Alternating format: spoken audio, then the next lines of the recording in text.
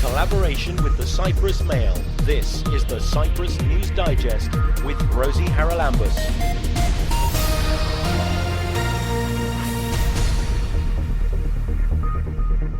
Coming up this week, one presidential candidate explains how he will implement the policies he's outlined in his manifesto. How do we bring about transparency and due process? Perhaps the first thing that one has to look at is the notion of capital statement. Where did you get the money, Mr. MP? When you got in, you had X, now you have triple X. So where did this money come from? Delays by the planning department are stymieing efforts to get hospice services back up and running in Paphos. It took us about a year to get the Ministry of Health to agree our plans, and at the moment the planning application is in the planning department and there is some confusion over giving us the change of use. And you're invited to the Apple Festival this weekend in Kyperounda. They can taste the products from apples, fresh apple juice, apple pies, palouze from apple juice. It's different than grape juice. Independent presidential candidate Achilleas Dimitriadis held a press conference last week where he announced how he was going to implement some of the policies he has outlined. He joins us now. Achilleas, this is refreshing because so far we've heard pretty well all the candidates say things like we're going to fight corruption, but none of them have actually come forward to say how they plan to do it. But you have, so how do you plan to do? Let's start with that. Well, thank you very much, Rosie. It's lovely to talk about this matter with you because it's something that it's very dear to me. The idea of an honest state, a state that has transparency and the organs of the state operate without any corruption and with respect to the citizen is what I would like to bring about. But let's come to the practical things. How do we bring about transparency and due process? Perhaps the first thing that one has to look at is the notion of capital statement. Where did you get the money, Mr. MP? When you got in, you had X, now you have triple X. So where did this money come from? And this should be implemented on a yearly basis. And it shouldn't just be for you, it should be for your spouse or your partner as well as your kids. Because it's well known that a lot of this money goes on to kids or even mother-in-laws, if I may say that, as well. So I think that's the first issue that has to be dealt with. And there was a very good proposal by Bissaridis, Panagiotis and Sirimis. These are prominent economists or accountants who have dealt in this matter and have prepared a draft, which I think the House of Representatives would well serve Cypriot society by adopting it and making it into law. So I think that's point one. Can I just say that their proposals are actually now a couple of years old, as I recall, and nothing has been done about it. Right, nothing has really been done. I know there's a subcommittee in the House that's discussing this possibility, but I haven't really seen the report. What I have trust in is the knowledge of these three people who have some wisdom in this area and are operating on a non-partisan level, on a very professional level, if I may say so. And I think those recommendations should be implemented because they are the ones that would actually give effect to this notion of tell us where you found the money, Mr. or Mrs. So-and-so. That would have to go through Parliament, be passed into law by Parliament. Yes. And of course, I'll try not to smile, but an awful lot of the people who would rather this didn't come to pass are actually sitting in our Parliament. Well, yes, this is our Parliament. People voted the Parliament. We have to respect that. That's a democratic right that people have. And with this Parliament, I am hoping that because of the presidential election and the pressure that will be generated by the public, such legislation could very well pass before the election takes place, because it's something for which a lot of people are very concerned about and need to do something. So I think the law is before the House Committee. The House should discuss it. They should take this proposal, which I find very useful and effective, and turn it into law. And that way we could have a good start from the where did you find it type of question. The next question is conflict of interest. We really need to have a code of conduct in relation to conflict of interest that binds not only ministers but also the president himself, because we need to have transparency, we need to have people understanding that you can't sit on a council of ministers where your relative or business associate applies for golden passports that are for his or her client and you simply approve the application. So these notions of conflict of interest are extremely important and interesting, and one has to deal with it in order to secure that we have transparency and there is little corruption.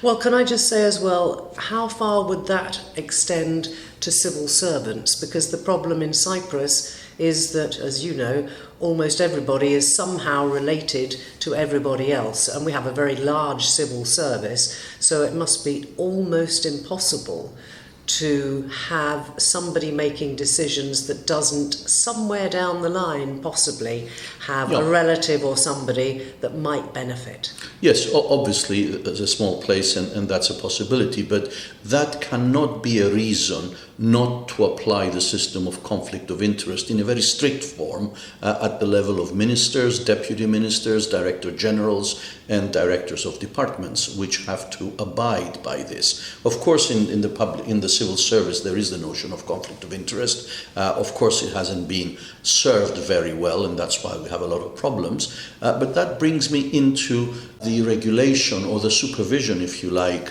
of independent officers of the state that on the one hand get appointed by the president, but on the other hand have a role to supervise the executive power by being independent and enforcing the rule of law. And such independent officers are the Attorney General, the Auditor General, the Accountant General, and these people have a duty to follow up and protect the state from the abuses that the executive power may be making. And perhaps we should make a historical note here.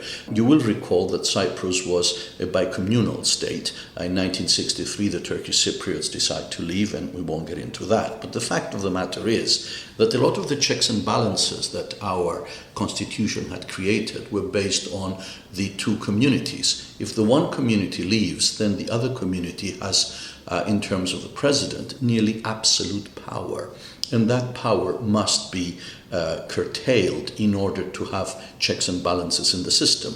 And the way to approach this is in the appointment of these officers, there needs to be a radical new approach. There is no need to change the law in respect of the officers that are appointed under the Constitution, because my suggestion is a custom or a convention that the president has to impose on himself by saying that whenever I will appoint these independent officers, I will go to the House of Representatives and I will ask for their opinion, non-binding, which will be the result of a public hearing. And one would hope that just like public hearings before the Senate in the United States or the European Parliament take the position of an interrogation or an examination of these candidates, this will be achieved because the House will exert certain pressure and there will be a selection of questions that will be asked, and this scrutiny in a public hearing will avoid appointing people who are not capable of serving or have issues that need to come up and the public should know about. Well, that's very important, isn't it, when you look at the way that some of the appointments to the semi-government organisations take place, because you get people in charge of departments that have no understanding, it seems, or any history of working in that sector, and they just go and sit at the top table. Well, they are appointed, and I think there are two issues there.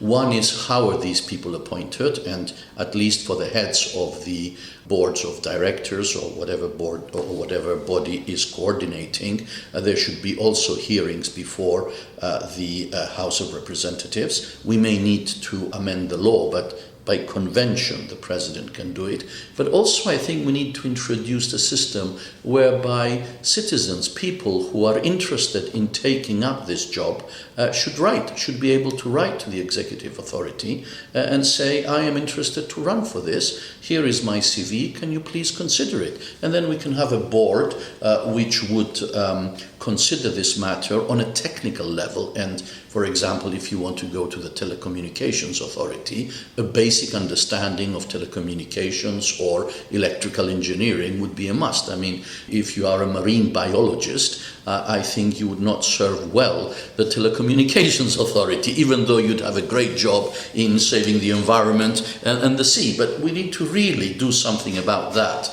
And get some expertise pulled in, and perhaps a committee of wise men, of wise people, actually, to be politically correct, could deal with this and have a filter whereby anyone can apply and his application can be considered, because there are people out there who are interested in serving and their applications should be considered. And who have the qualifications. Absolutely, absolutely. So that's another area. So we need to do that for the independent officers under the constitutions, independent officers under law. We can amend the law to have this kind of checks and balances come in. And perhaps the biggest or most radical need is the justice area, because the delays in the justice system are inexcusable.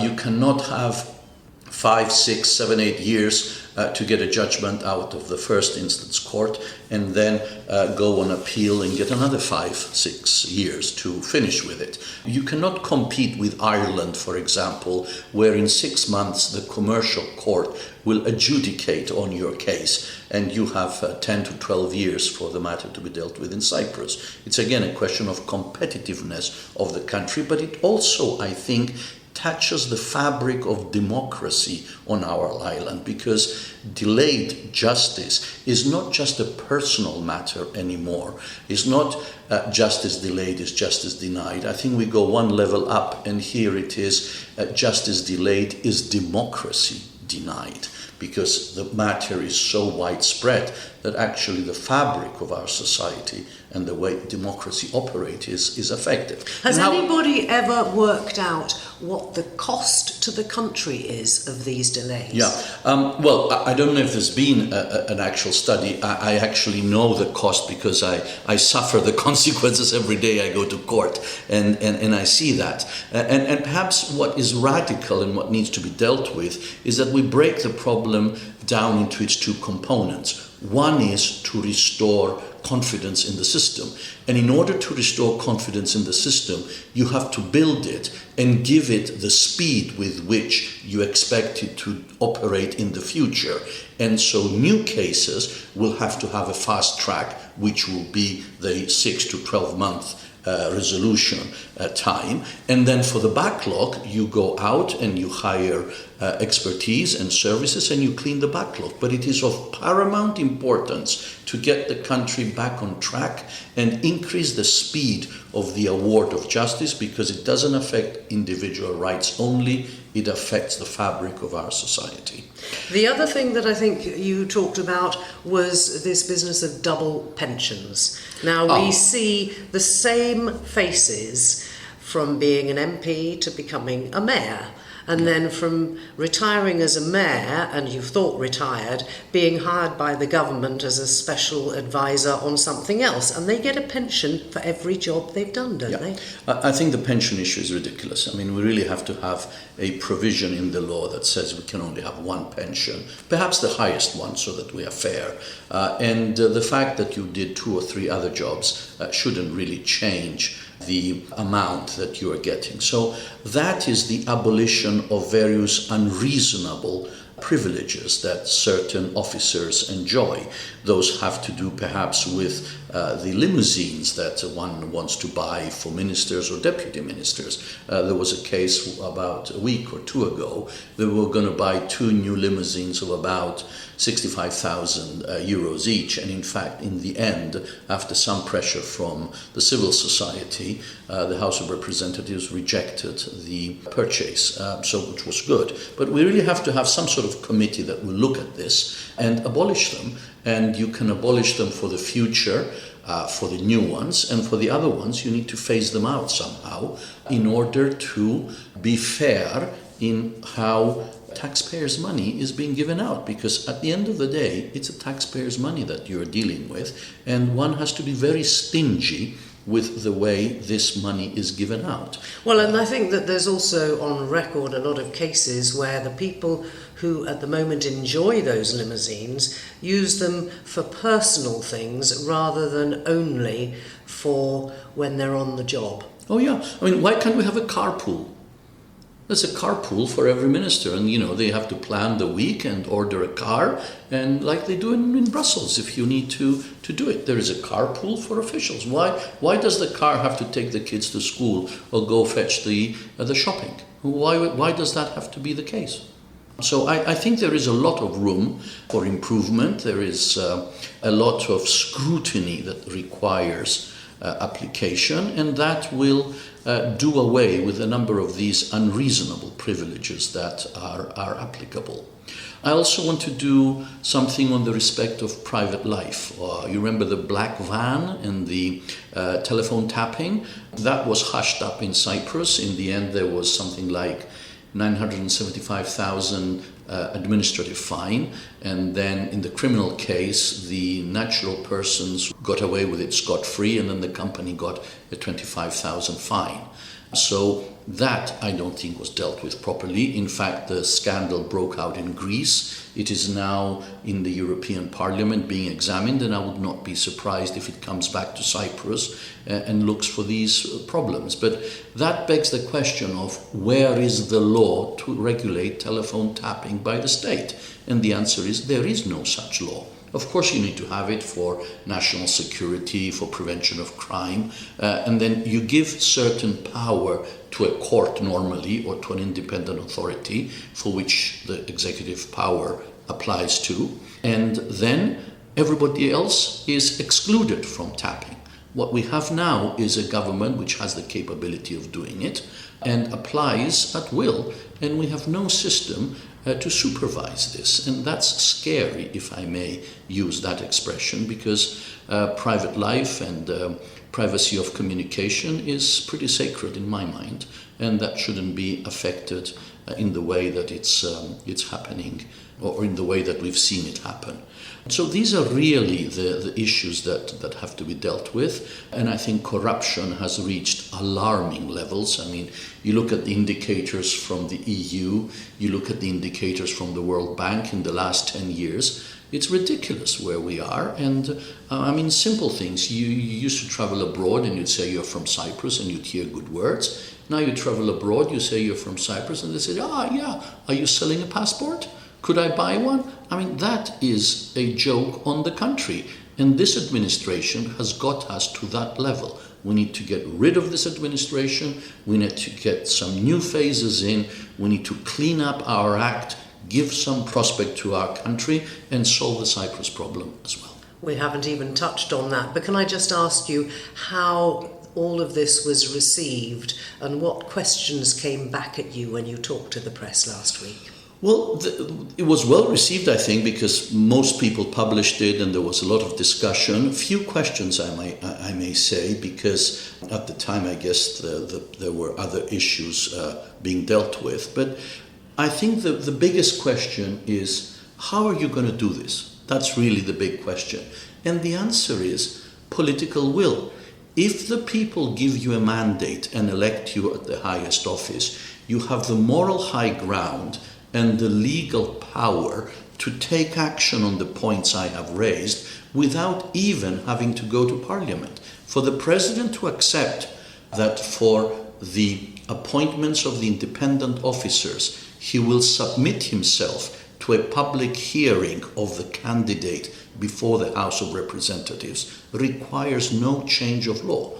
The House, of course, may say we don't want to, but I think the House will rise to the occasion and carry out a scrutiny through a public hearing, which can only do good for the candidate that is proposed to be appointed. So there are ways of doing it, and we don't always have to change the law. Of course, sometimes you do, and I think the mandate of a president will allow that. And don't forget, no president commands a majority before the House. We are a presidential democracy. We're not a parliamentary democracy, so we don't have a prime minister who commands the majority before the House. This is how the system worked all these years. This is how the system can continue to work, but it needs to address the issue of corruption in order to clean up this country. That is independent presidential candidate Achilleas Dimitriadis on the hows and whys of some of his proposed policies. Keep up to date with events in Cyprus and around the world with the Cyprus News Digest.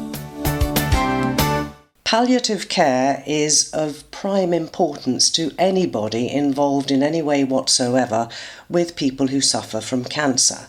Now, in the Paphos district, there have been hospices in the past, but there's a slight problem because I believe that the Friends Hospice has had to move, but they're having a bit of trouble actually getting the permissions to go ahead and open up a new premises.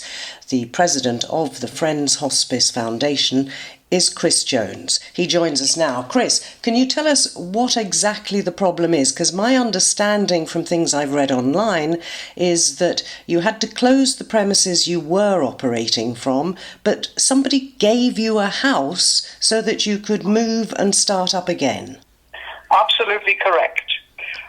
We first opened in 2006.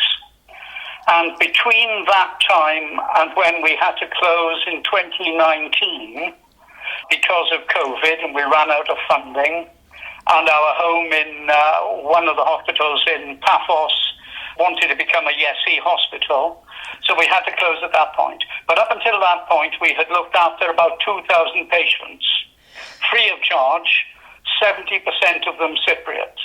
Then a generous local resident gave us a 9-bedroom house in extensive grounds, free of charge, without rent, without anything. The lease is ours for as long as it remains a hospice.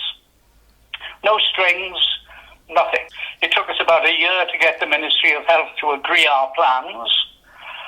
We have circulated near neighbours to see if anyone objected, had no objections.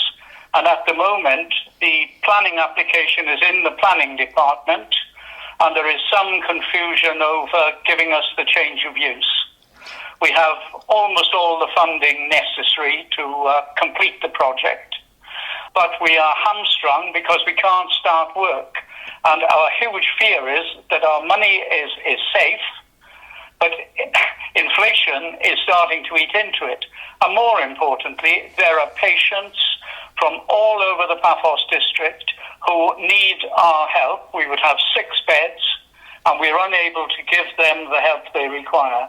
And Rosie, I find it heartbreaking. Yes, it does sound very frustrating, but you've been given a property, nobody nearby objects to it being a hospice, so what permission do you actually need to put the beds in there, presumably staff it, and then get moving? I think at the heart of it is the lack of understanding of the difference between a hospice, where there are no huge medical interventions, no ambulances coming and going, no hearses coming and going, and a hospital. And because the phrasing is that we are going to become a clinic, it's a residential area, and I think there is some misunderstanding over what the nature of our hospice is. And this is why we are trying desperately to educate the Cypriot population. As I say, 70% of our patients are Cypriots, and they really appreciate what we do. They are among our most ardent supporters, but the public at large do not understand the concept, and I do believe there's this feeling you don't want to think about the end of your life while you're living it. So we're not cuddly if you know what I mean. No, all right, Chris, but the point is it's not the public that's holding this up, No. it's government departments. So Yeah. I can't understand why the planning department isn't just saying you've done all the homework, go ahead. Nor can I, which is why we are trying to get the public to back us on this, quite frankly. So what do the planning department say? Because as far as I'm aware, they've been sitting on this application for what, a year? Yeah, a year. Well, that's extraordinary. I mean, their job is surely to investigate and then either say yes or say no. When we sent our letters out, there are 29 dwellings within 100 metres of our house. Several are unoccupied, but of the others, I personally, with the help of a colleague, hand-delivered letters in Greek and in English to every one of those houses. We put a notice in Phileleftheros and in Politis saying about the change of use, and we received no negative comments. In fact, we received 4 positive comments from immediate neighbours, and that was it. Have you now, shown... The planning department said they feel maybe they need to go out and ask the question again, but that is likely to take another 6 months, and inflation is still biting whichever way you look at it. Are the planning department aware of the letters you sent out, and have they seen the replies? They have seen the letters sent out. They have been given copies of the replies. The replies from the articles in the Pan-Cyprian newspapers went directly to them and not to us. So they should be aware of it, yes. Well, and they should get a move on. It's quite extraordinary that a government department can hold up something that is so important for the local community. Chris, I wish you the very best of luck and the Friends Hospice, and we'll follow this up if need be, but hopefully that permission will come through much sooner rather than later. Thanks for telling us about it. Thank you. This is the Cyprus News Digest with Rosie Haralambous. The festival season continues in Cyprus this weekend with the Apple Festival up in the mountains at Kyperounda. From the Community Council, Konstantinos Konstantinou joins us to tell us all about it. Konstantinos, how long has this been going on? 20 years old, the festival. It's 20 years old. We stopped for 2 years due to the pandemic, but now we are back. And what can people expect if they come up and visit Kyperounda at this time of year? Now is the autumn period, so they can see it's not only the festival, they can enjoy the cool weather, to visit the churches, museums, everything will be open at the 2 days of the festival, and they can taste many products from apples, fresh apple juice, apple pies. They will taste the famous Paphos from apple juice. It's different than grape juice. They do the same with flavor and juice, but they use apple juice, not grape. And of course, we're famous as well in Cyprus for our vinegar because of the grapes, but you also do apple vinegar, I think. Yes, it's very famous. In the village, there is a small factory. They have their own farm with apples, and they use the second-hand apples from buyer. Yeah. So the best apples are used for the pies and other things, but I've also seen jars of apples. Do they make gliko from apples? Yes, but not all the varieties. Some varieties is good for gliko. It's not all the apples. Every variety is different. Some varieties are for more juicy, are better for juice, some others better for pies, some other gliko. They make gliko with gallant apples, variety gallant, and firikia, variety firikia. Firikia is very small apples, but not with all the variety, because some are not good for gliko because are very juicy. We don't know any of this when we go round our local supermarket and choose between the apples that we're probably either going to use just for cooking or for eating. But it's not just about the apples, is it? The Apple Festival also has a culture programme. Tell me a bit about that. Yes, for 2 days, on Saturday, the program will start at 3 o'clock in the afternoon. We have folkloric dancing from Cyprus and Greece, traditional music from professional artists.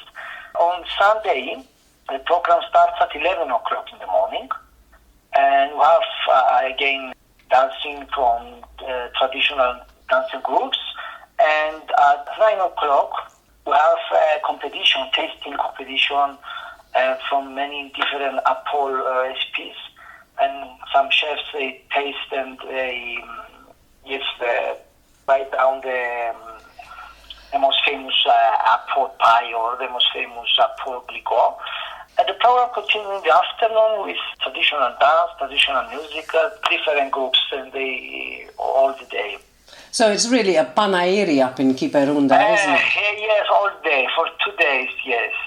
That is this coming weekend, the 8th and 9th of October, Kyperounda's Apple Festival. Our thanks to Konstantinou for telling us all about it. Thank you. Thank you very much.